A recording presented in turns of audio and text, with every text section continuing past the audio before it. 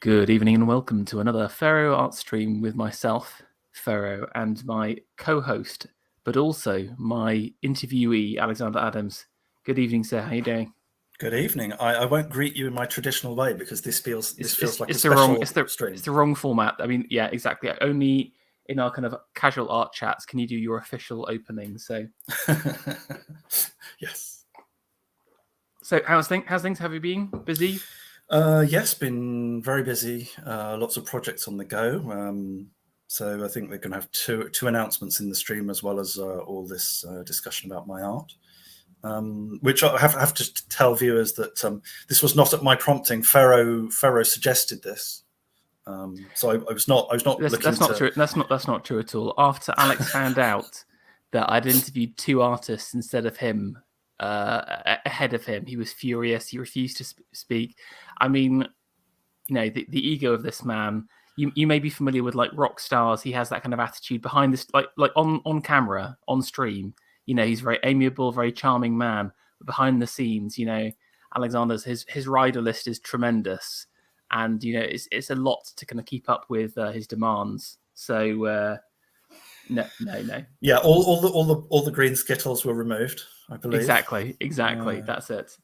I mean, that's the GB News request, isn't it? I was going to ask, are you scheduled in for another slot at all, or has it gone quiet? Yes. I believe I am sort of scheduled to appear on the Andrew Doyle show on Sunday, the 7th, I think.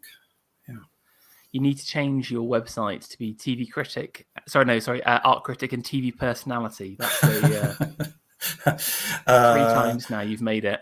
Yeah, or maybe I could just go for the public intellectual route. Me and Bertrand Russell. Yeah. And Tony Parsons. Okay, cool.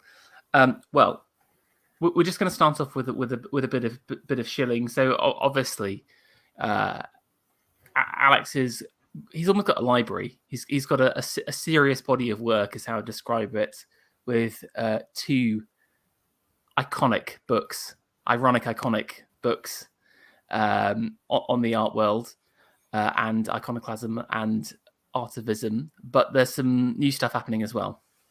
Yes, there's going to be a publication on the 2nd of August, which is Artivism, the battle for museums in the age of postmodernism. And it's not just about museums, it's about arts organisations, the Arts Council, the Tate, National Trust and so forth, just talking about how they've been taken over by radicals, and going into how they've done that, but adding a bit of background as well, and also explaining why it's particularly bad in the art world. So that's published on the 2nd of August. Amazing. And who's that with? Sorry, which publisher? That's with Imprint Academic, and it will be available through bookshops, book selling websites, and on the website of Imprint Academic. I think I saw it coming up on foils. So there's some advertising. I was trying to find a picture of you, Alex, to start off with. Okay, hold on a second. Let me share this.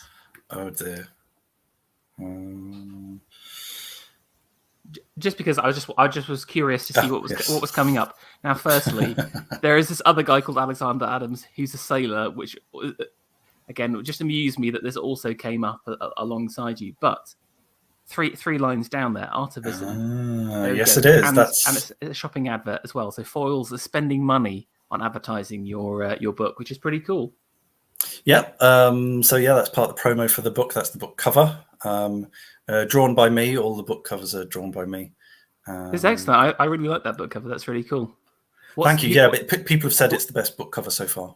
What's the picture behind? Is it of a famous picture? Yes, it's a portrait by Ingres, I think. Okay. The French 19th century neoclassicist painter Ingres, and it's been splashed. I didn't know how prescient this was. It's been attacked by a radical activist. You need to have like a special edition where you have the hands of like protesters stuck onto the artwork either side. Like they've attached themselves, and the hands kind of go off the side of the picture. Yeah, well, I mean that might make it a bit too topical. I might date it a bit, but good old iconoclasm never dies, sadly. Yeah, but maybe let's hold on a second.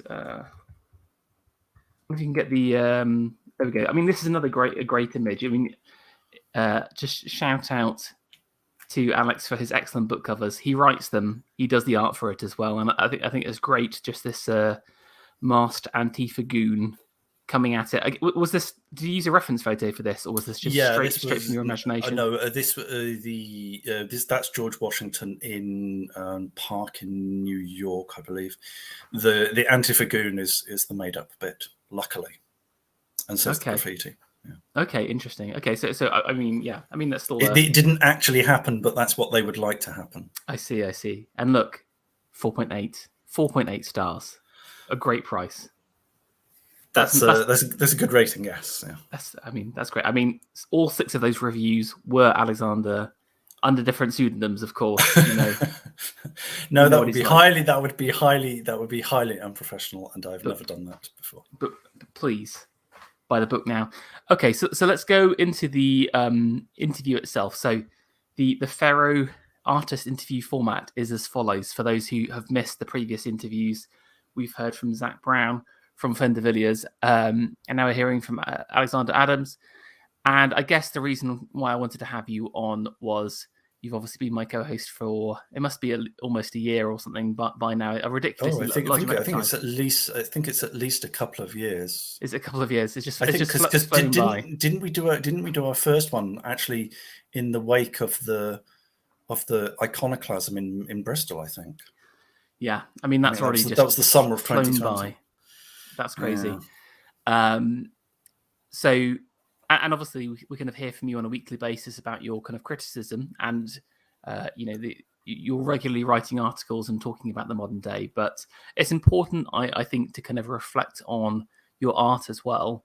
And often I think that the best critics are artists themselves, because they have the ability to understand technique, understand the artistic process. They've kind of got skin in the game, so to speak. But how many people really know about your work? So hopefully the idea of today was to kind of shed a bit of light as to the mysterious character that is Alexander Adams. So the format is we're going to talk about your background for a little bit, and then we've got 7 pictures that inspired you, and they've been paired up with 7 of your artworks. And so we're going to go back and forth between them and hopefully get a bit of an idea as to your inspirations and your loves. And if anyone tuned into, I did an interesting stream the other day with the academic agents discussing the folly that is meritocracy. You have to check it out on his channel. Yes, I heard that one. That's very good. But one of the things, one of my favorite quotes from that was, of course, John Ruskin talking about ask what a man likes and you'll know who he is. And so today we're going to understand a little bit more about Alex by finding out some of his likes. So let's dive into the first work. And I don't know if this is a little bit of a hipster choice, I think personally, Alex, but we've got here an Assyrian relief. But let's hear from you. Oh no, sorry, I forgot. We're going straight into the art when I should be talking about yourself first. So, Alex, what was your kind of first experience of art growing up in school or as a child? Were you like a particularly arty kid growing up, or did you have family members who were into art at all? Well, I grew up in a very sort of literary and musical household because both my parents played instruments. There were lots of books around, I think there was only one art book that I remembered my parents owning, and that was on Magritte, and that probably had a formative impact on me. There weren't any artists in my family, lots of readers. I don't think there were any people who were actually writing. People played musical instruments and so forth. I mean, I think that was much more common in the past anyway, before recorded music kind of blotted out music making at home and music making as a social accomplishment. Do you play any instrument now at all? Have you inherited that kind of musicality from your parents, or has that skipped a No, no, generation? no. Sadly, I did practice the violin when I was younger, but that never took off. And I think I listened to a lot of music, but I don't. But Mm, I kind of realised, well, I can't spread myself too thin. Like I'm already quite interested in writing. I'm already interested in art. I can't spread myself any thinner because both, if you want to to be good at anything, you have to put in hours and hours. You have to produce mm. dozens of failed poems or dozens of failed paintings before you start producing the good ones. And I couldn't also add into that mix spending hundreds of hours practicing music as well. So I didn't have the time. So I ended up just specializing in basically writing and making art. Okay, interesting. So what was your kind of first interaction with art then? Was it through school, or through a certain course, or through friends, or TV, or what?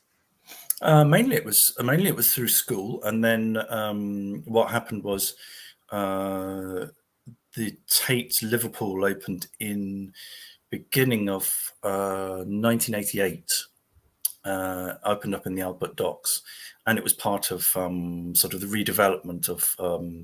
It was the start of the point where all across industrial areas, sort of docklands and so forth, and warehouses were being converted into other things, and the docks of Liverpool some of the docks were converted into shops and offices and living spaces and so forth. And the Tate opened its first branch, which was Tate Liverpool, and they had an exhibition of surrealism. And I was already I knew a little bit about surrealism because of looking at Magritte. And then we went to the exhibition of surrealism in September 1988 when I was a teenager.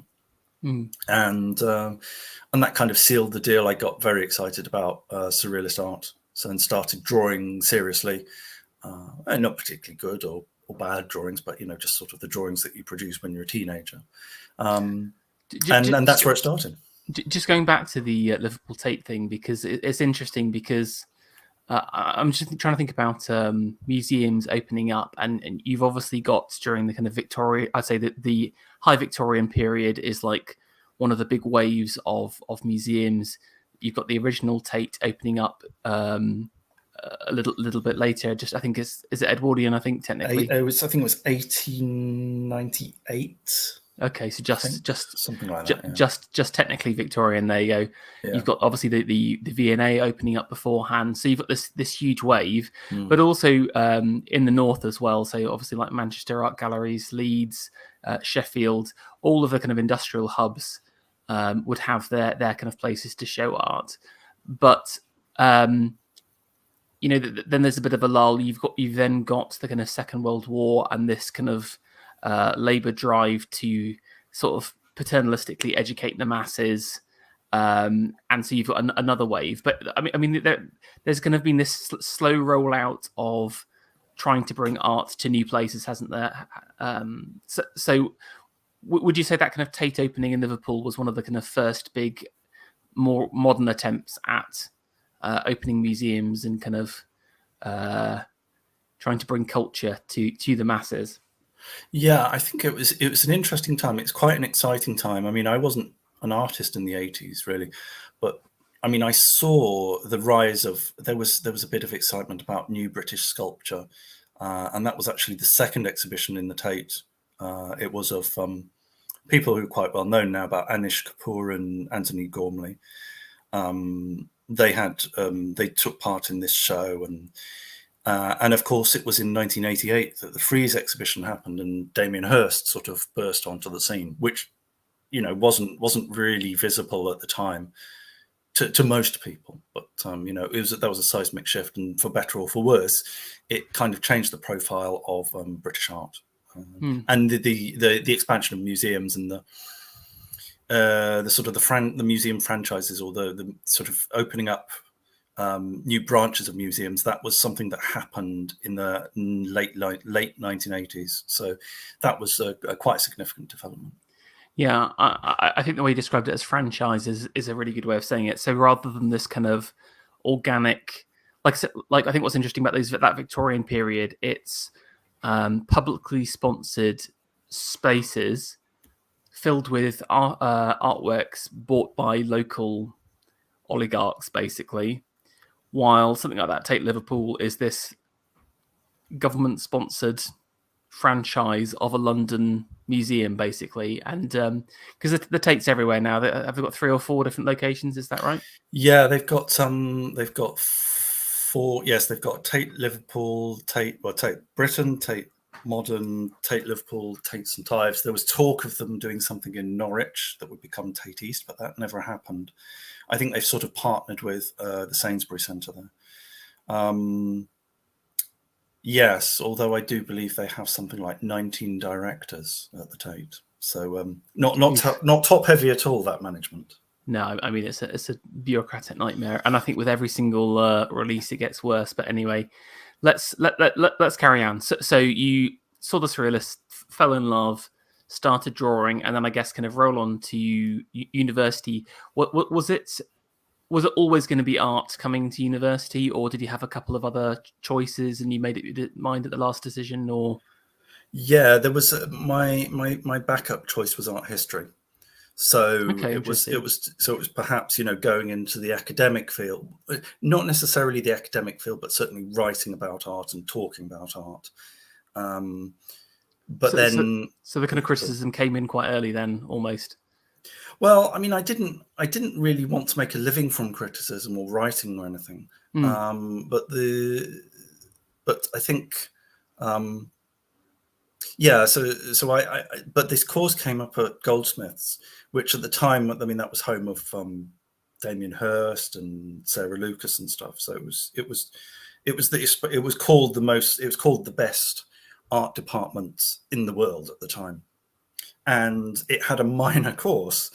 So the major course was where all the sort of the bright lights went. And then there was a minor course that people didn't really know much about. And I thought I might have more chance about getting in on that minor course. And Okay, clever. There you are, you see. So I snuck in through a side door. So basically the minor course was fine art. So half of it was fine art. And the other half was history of art. So that combined both the theory and the practice. And it also got me into the best art department in the world, or certainly in Europe, at a time when it was very hot. Yeah, exactly, and like a kind of a key moment in history. So roll on to kind of the university years. What was that? What was it like? So were you living sort of nearish Liverpool? Or you don't have to say exactly where. No. Yeah, so I was living in North Wales with my family. North Wales, and then I moved down to Goldsmiths in London. Because I wanted to go to London. I was actually offered some other courses. I think I was offered a place no, I shouldn't say, because I don't know if I actually was, or if I just remember it that way.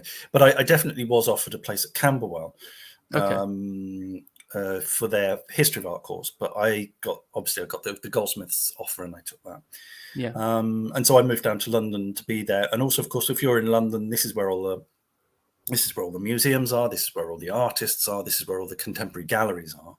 So I thought, well, this is the best place to start your career. And, I do remember going to an exhibition, and there's a catalogue there. And at the end, it sort of gave all the addresses, the studio addresses of all the artists who were taking part. This was contemporary artists. And of course, if you look through that, it's basically everyone's in London. Well, like 2/3 of them are in London, and someone had written a comment sort of London focused. Well, it's just like, yeah, they're all living in London because that's where the people who buy art are, and that's where the galleries are.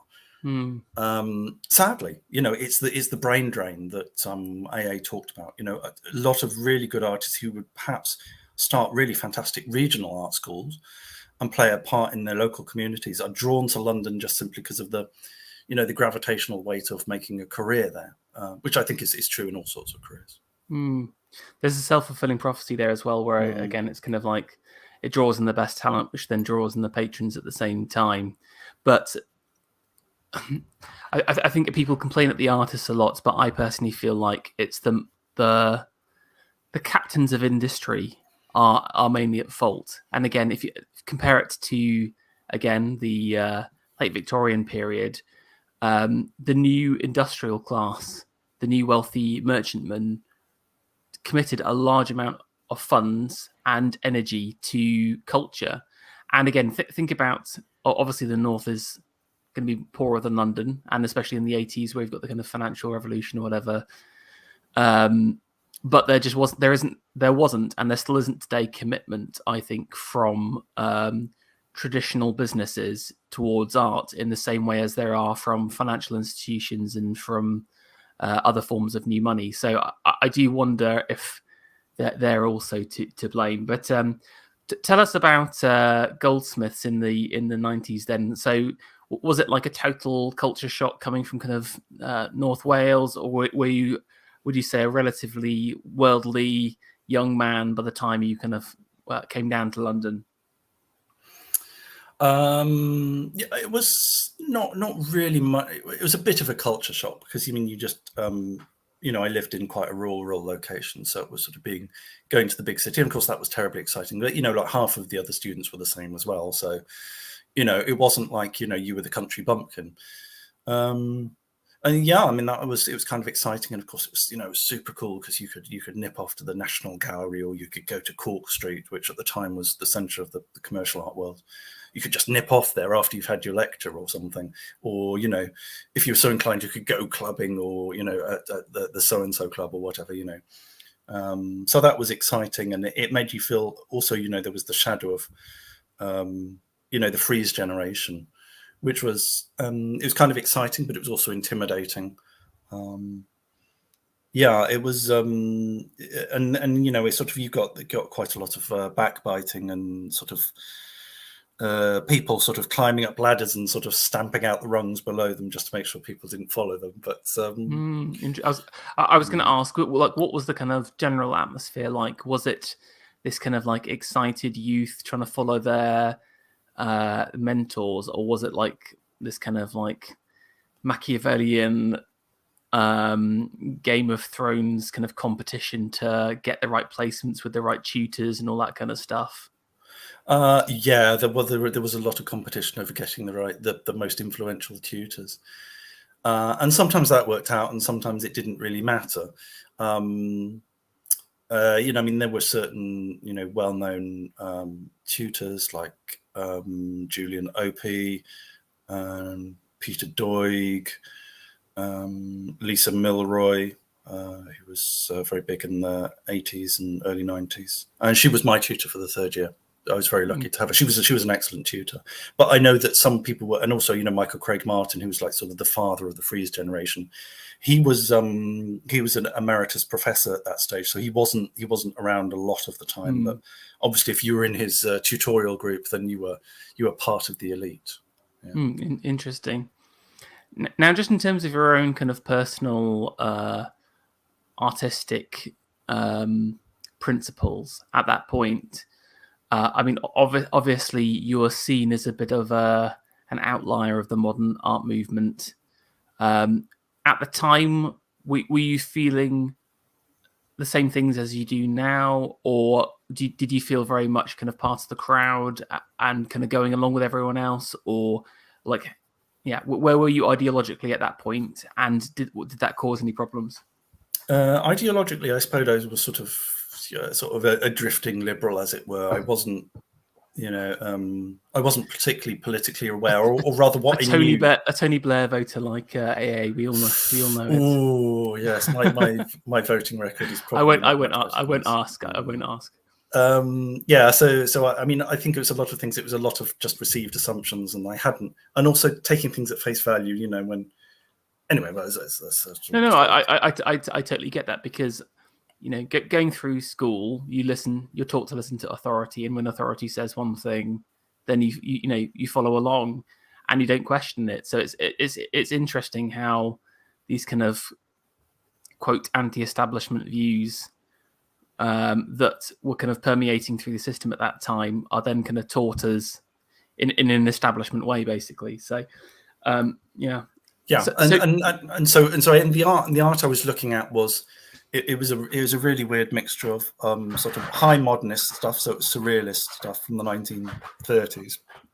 It was classical art, which we'll get to in a minute, And it was also a little bit of contemporary stuff as well. And so obviously, as a sort of as quite a bright and skilled but rather unfocused person, you're doing all of these things together, and it turns out to be a horrible mishmash.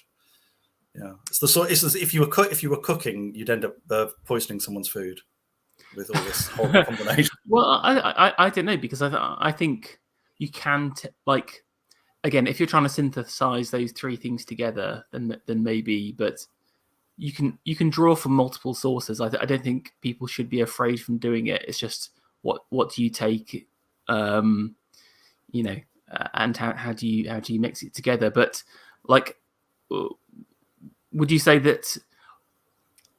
I guess kind of this kind of post-freeze moment, it's really the beginning of, well, we're sort of getting into conceptual art at that time, would you say, or is it still kind of like this? Oh yeah, conceptual art started basically in the in the early 70s, and Michael Craig Martin was actually a leading figure in the conceptual art movement. But as the mainstream though, because obviously that coming into them, yeah. Basically the new sculpture movement of British new sculpture movement of the 1980s kind of introduced conceptual art to the mainstream. So yeah, that was just hitting high gear at the time. Yeah. So and did you try and do much conceptual stuff at all, or were you always like using more traditional mediums, even if it was seen through like a modernist lens? Yeah, I was. Yeah, I was. I think I probably had a Rembrandt complex in that I was. There were all these people who were doing like sort of these conceptual installations, sort of like putting a screw and hanging a thread from a white wall, and I was in the print studio. I was etching atmospheric interiors and running them through an etching press and stuff like that. So I was learning my craft. So obviously you could see that my tutors were a little bit puzzled that I had ended up in Goldsmiths, and yet I was doing this stuff that really was sort of like Royal Academy school stuff. Yeah, I love it. Just literally just doing your own thing. What was? I mean, did that cause any conflicts with other students at all, or tutors, or was it just they were just kind of bemused and befuddled at what you're up to? I don't think they paid much attention to me. I mean, there were other students there who were causing much bigger stirs and doing stupid things and crazy things. I remember there was one artist who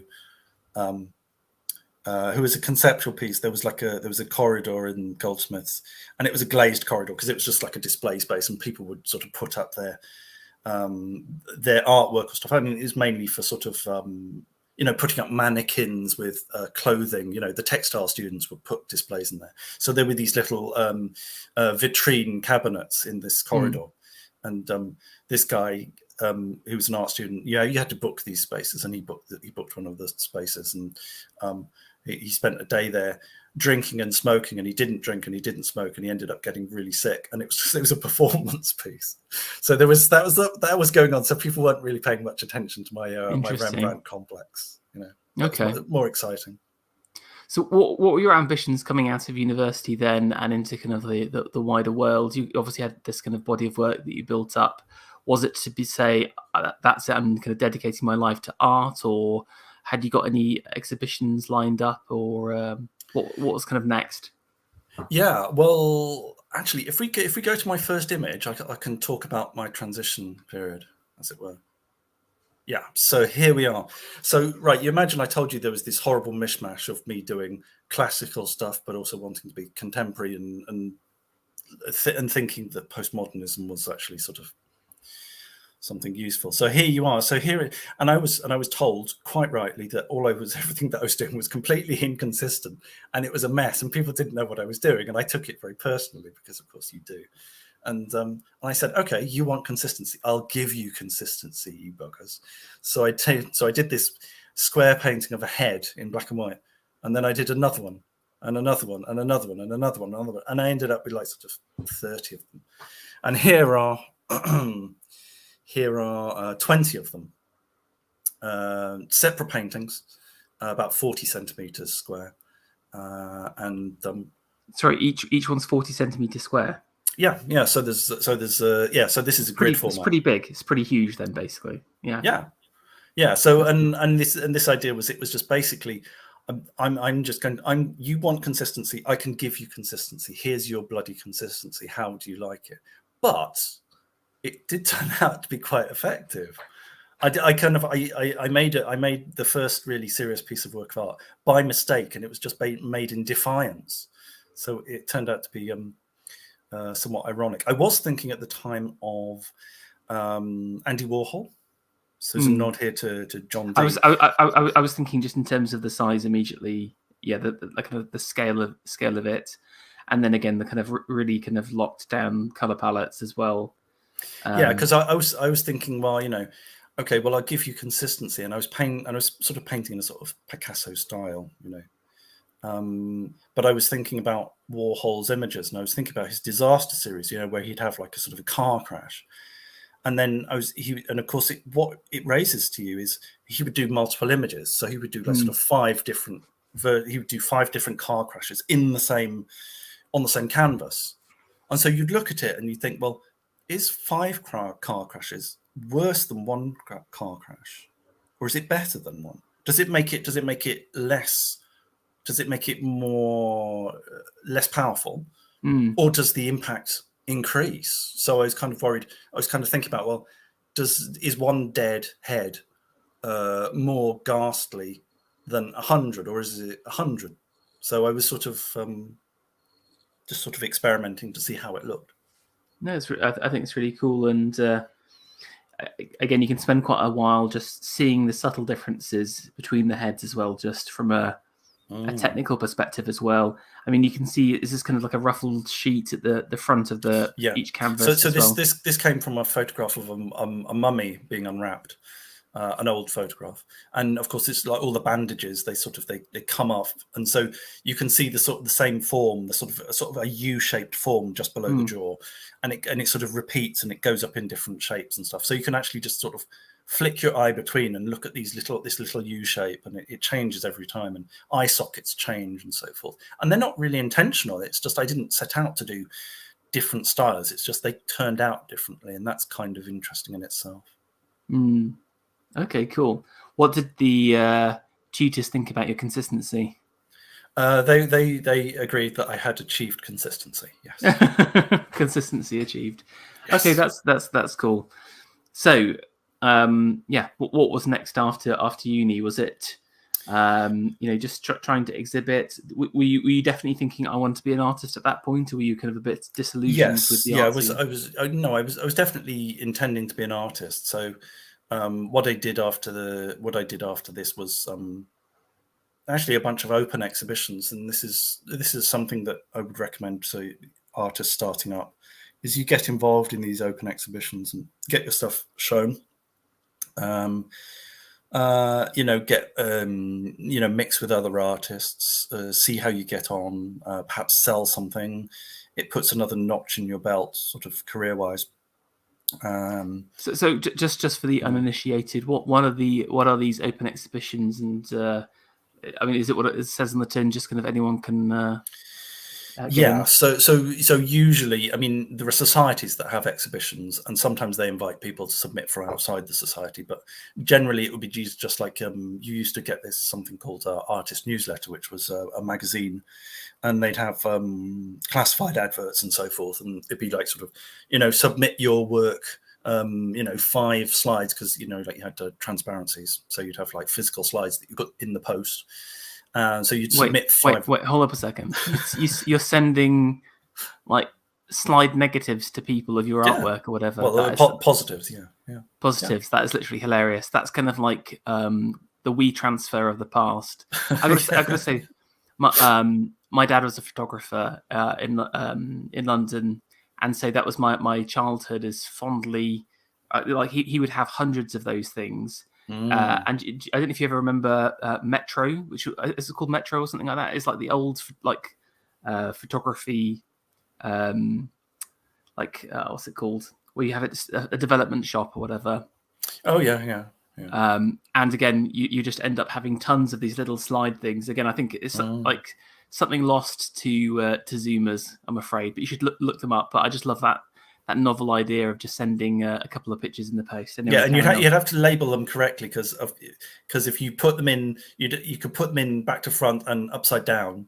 So obviously you had to sort of like label them in the right way and stuff. Anyway, so you'd send off these 5 slides and they'd choose 1 or 2. And then you'd end up on the day actually delivering the work, and either it'd be shortlisted or it'd be already accepted, and then it'd be exhibited at this venue for a week or something. And the best you could hope for was winning a prize, but usually the best, you were sort of content to sell work or have work reproduced in a catalogue, because this was pre-internet. So this was something that you could use to promote your work. And that was what I went into. It's just so wild thinking about like how would you get in contact with artists pre-internet? Obviously today there's so much of this kind of commission-based stuff. Apparently mainly furries commissioning art. That's all I hear from artists today, basically, who are trying to get out there. But again, this is before the internet. You're just trying to kind of hustle and get the name out to the right kind of people. Well, in my day, when you had your graduation catalogue, if you had a catalogue, you would list your name and address, possibly a phone number, possibly a fax number. I included my fax number. Well, I included my parents' fax number. Bring back the fax machine. That's it. I may have to create a fax line that anyone can contact at any time. The Ferro fax line would be great, just for just for the hilarity. But no, I like that kind of personableness. Or you mentioned about the artists having their studios listed. I guess you could literally just kind of turn up and speak to someone at the studio and try and get a viewing of some work, I guess, or something, or leave a card at least. Yeah. So you printed postcards. I still print postcards. I find it's a good way of circulating images and circulating. And now, of course, I've got my website printed on the back. So that's alexanderadams.art, in case you're interested. Oh, again, this is the master. You see, he's been doing it. He's been doing this for a while. You can tell. Okay. So open exhibitions. Just on that, obviously, one of the biggest open exhibitions is the Royal Academy. I saw there was I watched it on BBC with the annoyingly nasal Joe Lycett. Well, if you're familiar with him. He's like a Zoomer comedian, and it was all talking about the kind of process of the Royal Academy. I mean, it was interesting, but I couldn't help but feel the good old days of the Royal Academy were long past, and it was just a group of haggard, leftist intellectual artists choosing stuff. And the whole thing was a bit of a scam, just to kind of squeeze money out of people. Have you ever submitted to the RA at all? Or I was invited to submit to the RA, and I was accepted. Well, I was actually invited. I was an invited artist, so I did exhibit there once, and then I submitted the next year and wasn't accepted. So I haven't submitted since then. And sadly, I never got to see that. I think I was living in Germany at the time, so I couldn't coincide that my visits to London and the exhibition. So sadly. Okay, that's sad. What do you think? Do you think the RA Summer Exhibition is what I think it is, which is the world's biggest artistic money spinning scam? I think it can't help but be largely that, because of what the judges are expecting. Yeah. And you do know, you wish a lot of people could submit without having to pay stuff for it, because you know that there are going to be some hopeful people who are sort of just completely traditionalists, and they don't really understand what's going on, and they submit their work year after year and they're never accepted. And I do feel very sorry for them. I do feel that they've been misled, and I think a lot of the artists who exhibited are actually members of the RA. They are RA certified artists, as it were. They're elected members.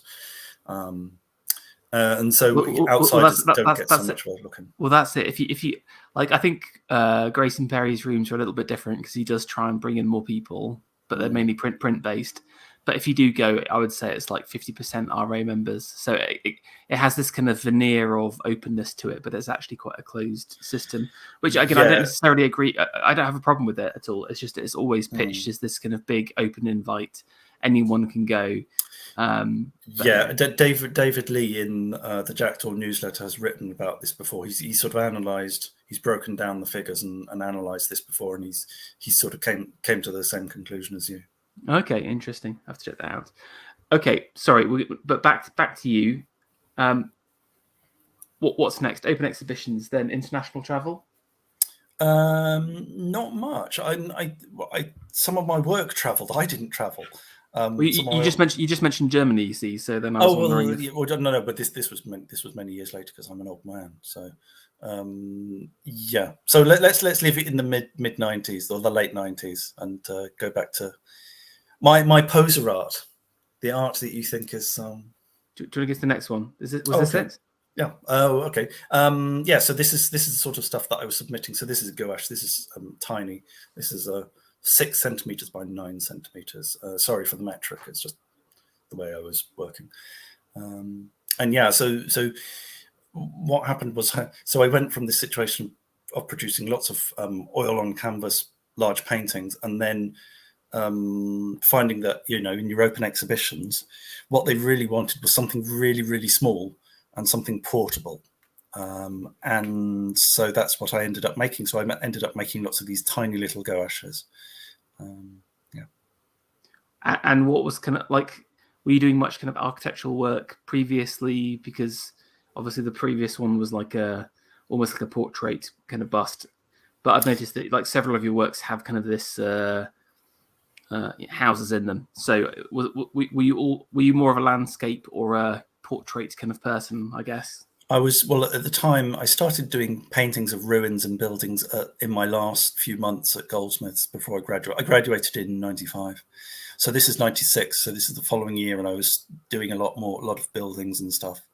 And I really enjoyed doing ruins because you had a certain degree of ambiguity, like, is that because you have the sort of, it's a fusion, the ruin is a fusion between sort of man and nature. So it's like, it's a romantic ideal because it's the handiwork of art and the handiwork of man and the handiwork of nature. So it's sort of a collaborative thing. Yeah, and of course you mentioned kind of the romantics. They're obsessed with the ruin. Many poems to kind of ruinous landscapes.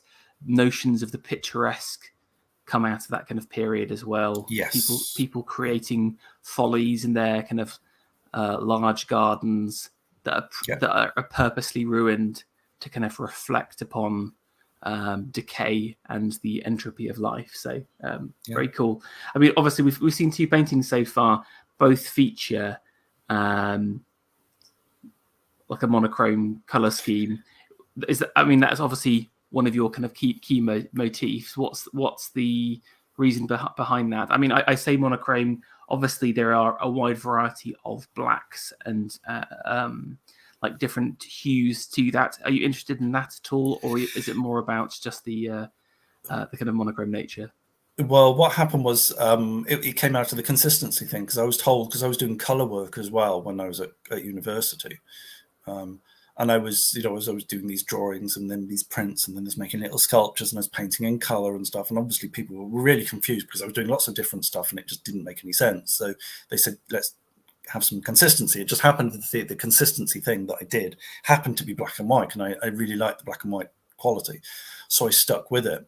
And I have stuck with it since, although I have started to do color and I'm looking to move more into color. But I don't have any color works in this display. What is your favorite black? I use carbon black or lamp black. Yes. Lamp black, yes, yeah, very nice. Because you do get you're right. There's a different, ivory. You get different qualities. Yeah, there's ivory. You get vine black, which is sort of slightly bluish, and they have different drying qualities. And the whites are also quite different. I use titanium white. A lead white. Some people swear by Well, they White. do. Well, they do, and Is that? and I Do you think it's just a hipster choice, or are you a true believer? well, it's been banned. It's been banned. You can't get it anymore because of Well, the EU. Well, well, officially you can't get hold of it, exactly. but This is what the true artiste will deal in whatever clandestine pigments he needs to survive. I'm a big fan of Perylene Black, which is basically it's got like this horrific green undertone to it. It's not really a black. It's the sludge color. I love it. I've never seen that in an artist shop before. Is No, that a decorator thing? no. You can get it. Okay. Yeah, Okay. it's a gouache. Okay. Yeah. So this is one of the ruined paintings that I did. So this is from 1999. This is quite a large picture, but it is based on the stuff that I was doing in 95, 96. So here we have, this is actually a nice segue because this is a painting of ruins made in Berlin. So basically the invasion of Berlin in siege Berlin in 1945, Battle for Berlin, which essentially destroyed a lot of the center. And I would go on to live in Berlin a few years later. So I lived in Berlin from 2007 until 2014. This was painted in '99. Wow. That is quite a while. I guess what kind of drew you to kind of Germany? What was it? Literally just going out for this kind of painting, and you were kind of inspired, or how receptive were you finding England at that time to your art? I was finding things a little bit tough, and I had some success. I had some exhibitions. I had some touring shows, and so forth. But I think it was kind of clear that doors weren't going to be open to me I couldn't quite see why at the time, and I'm still not sure now. But I had some success in the late 1990s. Amy, my girlfriend, has kindly added in the chat, reminded me to mention that I sold a painting to Paul O'Grady in '98. So for those of you who don't know, Paul O'Grady is a comedian and a television presenter in Britain, and he happened to buy a painting in '98, which was quite nice, but obviously the money didn't help me all that much. So a few years later, I was off to Berlin. I'm just trying to remember what was going on at the kind of turn of the century. Obviously, you've got things like the Millennium Dome, Y2K. What was happening art wise? Were you saying at the kind of Millennium? Because just again from my perspective as just like a pleb on the street, like you still had a lot of this kind of post 90s wave, Cool Britannia. Emin and like Hearst, like you said, kind of being mega mainstream figures. Maybe the rise of even like someone like Banksy, I guess, in starting to happen. But it was kind of like they seemed quite tired. Well, what happened was in '97 you had the Sensation exhibition, which was basically Charles Saatchi is a big advertising mogul. And he built up a large collection of contemporary art, including the Frieze generation. So that was Hearst, Lucas, Emin, a whole bunch of other people. And this was exhibited at very short notice because there was an exhibition that was planned for the Royal Academy and it fell through. And the head of, I think it's Norman Rosenthal, was the head of exhibitions at the time. And he needed an exhibition to fill this slot. And so he turned to Saatchi, and Saatchi said, "Okay, I'll give you all of my acquisitions, basically." So that was the first time people had ever seen. A lot of people had seen this art because it was kind of bubbling on the surface, and that caused a big stir. So that sort of sent the art market into sort of white hot buying and stuff, and this was, you're right, this was the period when Banksy was coming out, sort of 99, 2000. But interestingly, there wasn't much new stuff coming to, like, again, because these guys have been around for a little while, or like maybe kind of cool in the art 10 circles, years. but so that's what I thought was interesting, because it was kind of like, yes, they were certainly more mainstream, and you had things like, when was Hearst's Crystal Skull, for example? That was the early, or something. that was the early 2000s. Yeah. But by that time, I was thinking, like, these guys are very played out. It's just the same old tricks. So it's just interesting. So and again, I can see how a piece like this or a work like this, it's just it's of a totally different vein to the zeitgeist, isn't it? And especially when you're like, I think it's different when you've got like an avant-garde cluster of people or whatever, but it's kind of like Alexander Adams just trying to take down the entire system by himself, basically, at this point. So I did feel rather isolated, and I think, in retrospect, although I had friends who were artists, they weren't doing anything like what I was doing, and I think that's kind of a difficulty. If you're going to have a movement, you really need some areas of commonality in your work and your ideas. You can't just be social friends or admirers, So that's one of the problems, was that I was quite isolated artistically, which meant that that it was sort of difficult to build up any sort of momentum, and also the fact that I was going from one gallery to another, and each gallery was closing. It was going bankrupt. There's one that went bankrupt, one that went closed. Another one guy sold up his gallery and went into banking or investment. Another one, it's just like I felt like I was a gallery killer, because I was going from gallery to gallery and then killing them off one by one. Oh my god! But that's a really interesting point, actually, because again, you've got the kind of consolidation of the marketplace, don't you? Really, that was happening, because again, there was lots of these. It used to be that there's lots of smaller independent people, this very fragmented network. But I wonder, because of the rise of the internet, because of media to the next level, and the kind of the rise of these super names, because someone like a Hearst was going for as much as like an old master, wasn't he? In by 2000, like ridiculous amounts of cash, like within his generation. Hundreds of thousands, up to 500,000 and so forth, and pretty soon he'd exceeded 1 million. But what's interesting is that, has that ever happened to any other generation of artists, though? Because even the great, I was talking about Whistler. We talked about Whistler a couple of weeks ago. His pieces were going for like 100 grand at his kind of peak, and he would be like an internationally recognized artist, known across the Anglosphere. It's big, but I don't think it's anywhere as much as what kind of Hearst was getting, or any of the other guys as well. So it was an overheated market, and I think that's been recognized, because even Hearst's prices have dropped, but there are some artists who have just completely disappeared. You could go back through sort of back issues of magazines, and just even 1 or 2 years after you'd seen a fashionable name, you wouldn't recognize. You wouldn't recognize who that person was. You wouldn't remember what the art was. So what happens is you have to enter this sort of accelerated cycle.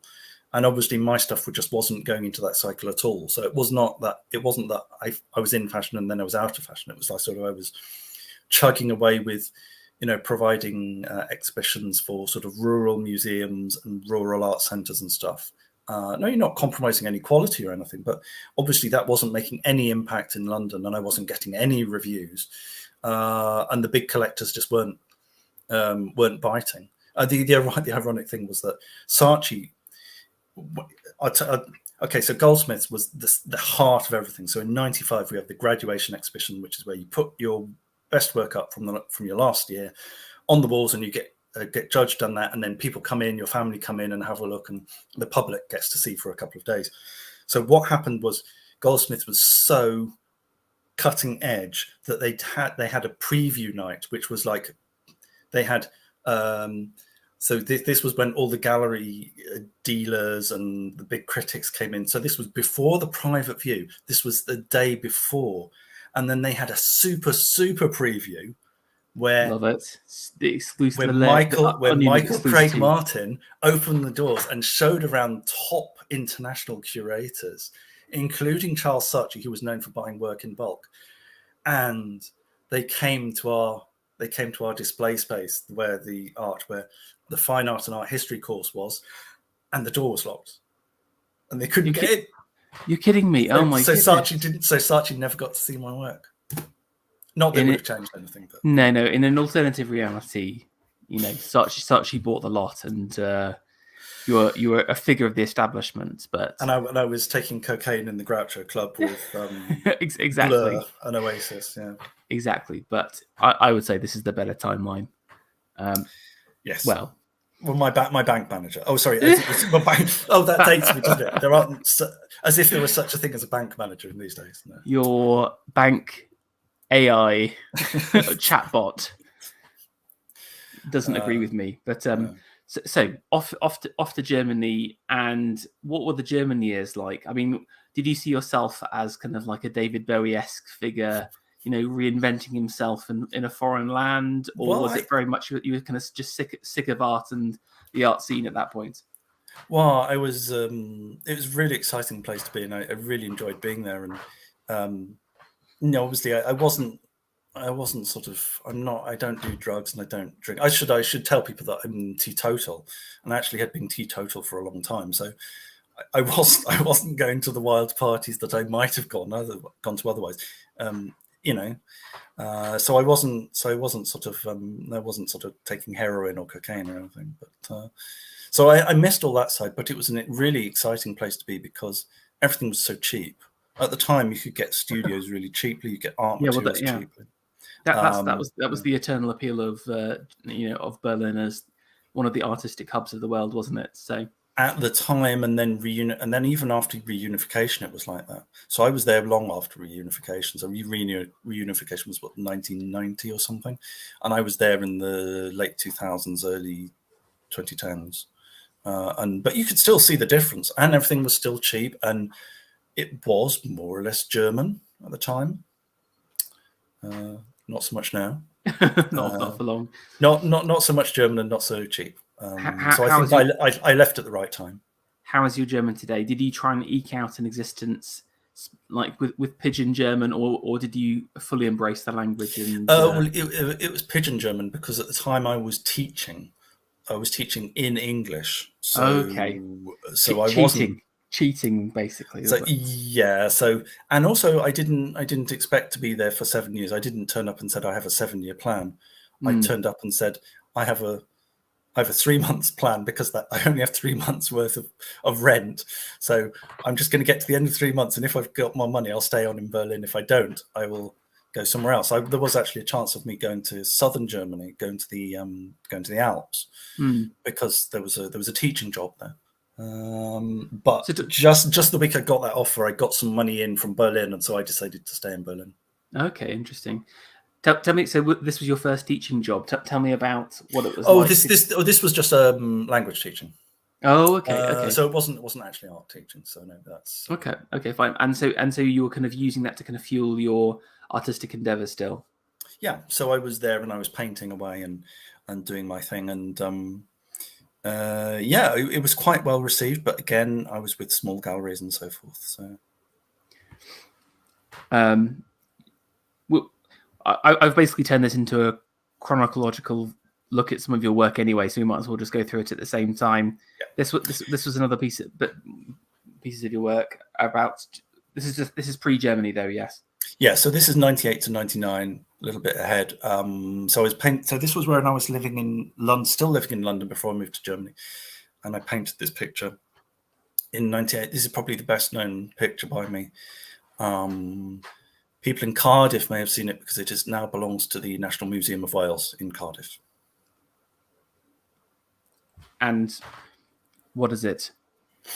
Well, it's a painting of a boy standing in a street next to a street lamp. And the face has been covered over, defaced.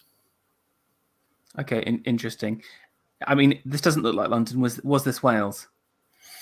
No, this was a found photograph. I think it was set in Scotland, I think, or north of England. Okay, but it's quite. But I think it's quite an old photograph. I think it's from the sort of 1950s or something, 60s. Yeah, and was that kind of large, mysterious tower in the original photo? Oh, that's a street lamp. That's a concrete street lamp. They used to have hexagonal street lamps made out of concrete. Right, I see. So the boy is leaning on the street lamp. Yes. I thought it was this kind of almost like distant chimney in the background, but that's cool. No, sort of, yes, a sort of De Chirico-esque. No, that's sort of added an extra dimension to it, but no, it isn't. Yeah. Wow, that makes me see it differently now. And then the defacing. I mean, it's ironic that someone who now makes a living discussing the defacement of art as part of his work defaced himself. I mean, what was that intentional? What was the? Can you explain about that? Yeah, but it wasn't. I mean, it wasn't sort of politically intentional because at the time, I wasn't quite as clued up as I am now, and I wasn't as obviously as knowledgeable about iconoclasm. I'm having written an entire book on iconoclasm. Obviously, I did a lot of research. I mean, I already knew quite a bit by the time I wrote that book in 2020. But this was 98, 99.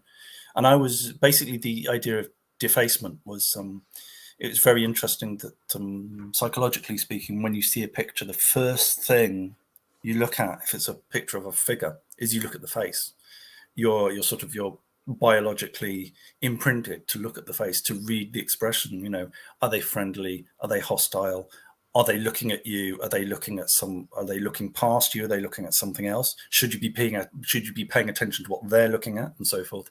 So you have this automatic response to look at the face, and if the face is covered, it's extremely disturbing. And so I was playing at the idea of. I was also playing at the idea of the portraitless portrait. There's like a Buddhist koan, which is like the one hand clapping, or the sound of a. Or sort of the gateless gate. It's an irresolvable idea, irresolvable problem. And so I thought, well, can you have a portraitless portrait? And that was one of the ideas. Yeah, this is definitely one of my favorite pieces of your work. Again, it has that kind of mystery behind it. Just in terms of the kind of landscape that. Again, I've been interested about the sky because it's just so, was it this light in the photo? Because often, that's just such a, maybe it's just working in kind of monochrome.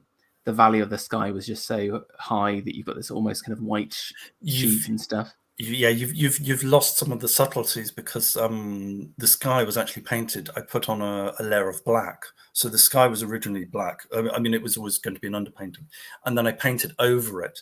But what happens is when you paint over it, I don't paint. I decided not to paint absolutely thoroughly. So what you do is when you get close, you will see that there is a layer of white, but then you can see all this sort of tiny pits of black, so it's like a speckled effect. So it's got a sort of grainy, gritty feel, which is how you imagine like a northern town with sort of industrial smoke and so forth, and that gives it quite a sort of bleak, gritty feel, which doesn't come across unless you see it in person. In the unlikely event that they show it in the near future, go to the National Museum of Wales and have a look at the sky. And tell them that I sent you. Yes, or send an angry letter to the Times demanding that this work be on the show. But no, I think it's really interesting. I like the idea of emotion without the face as well, so you can tell a lot about the child just by his pose. And again, there's a comment on kind of the faceless modern society and modernity itself. I think this is kind of like. Maybe something about the modern world we live in at the same time. So, yeah, very, very cool. We've got the next piece. Is any of the other ones any of your German work at all, or is it all kind of post? I think that they're. I can't remember what the. I'll quickly flick through. No, there isn't any work specifically from Germany. No, so this was 2003. So this was just before I went. So this is a painting of a girl. Again, this was taken from a photograph that I found somewhere. It was a published photograph, So it wasn't like I'd gone through any sort of weird criminals photo album. But it does feel that way, and that's why it really appealed to me, because it's quite an unsettling image. Mm. And again, was it was there any kind of commentary you were just trying to get across as part of it? Because again, the girl's got an almost kind of smoky quality to her. I don't know, like the way you've kind of treated the shadow on both sides gives her this almost ethereal spirit, malevolent spirit like quality to her. And again, the kind of frown on the face, but you can't see the eyes. There's something unsettling about it. You sort of defaced her by not showing the full the full face, even though you're kind of looking at her. So yeah, I feel like I may have anticipated a whole genre of horror films from the 1910s. Like you stare at her long enough, and then 24 hours later you're dead. Whoa. Exactly. She visits you in your the sleep. Film Ringu, or The Ring, was inspired by this painting by a Japanese man going to. I want my royalties. I want my royalties. Yeah, there's something unsettling about it. And again, I really like, having that kind of monochrome style is very restrictive, but it means that you have to work hard to get different textures and different values and different like surface finishes. And just even the kind of background, I think is quite interesting, the way you kind of layered up the different dark colors. Again, did you use your kind of dark base again for this, or were you like, how are you building up shadow in this? Yeah, so sometimes it would be I think what happens is I think I went in with a dark grey and then applied a lighter grey over it, so it wasn't necessarily working from black. Working from black can be a bit of a problem if you're overpainting with a lighter color, because over the years oil paint becomes more and more transparent. It's a process called saponification, and it is unfortunately sort of essentially irreversible. So this is why you find in older paintings sort of ghostly figures appearing from the landscape, because they were originally there and then the artist painted them out, but the top layer of paint is now becoming transparent. So you start to see these ghostly figures emerging. I mean, any artist out there, that's quite a cool concept. Just create like a blank canvas with 100 ghostly figures that will be released as the years go on. That's a good conceptual work there. Anyway, yeah, or write a particularly potent political message that will only become revealed years on in a sort of tycoon's penthouse suite. Yeah, I like that. Yeah. Okay. And then, so what happened? What happened post Germany?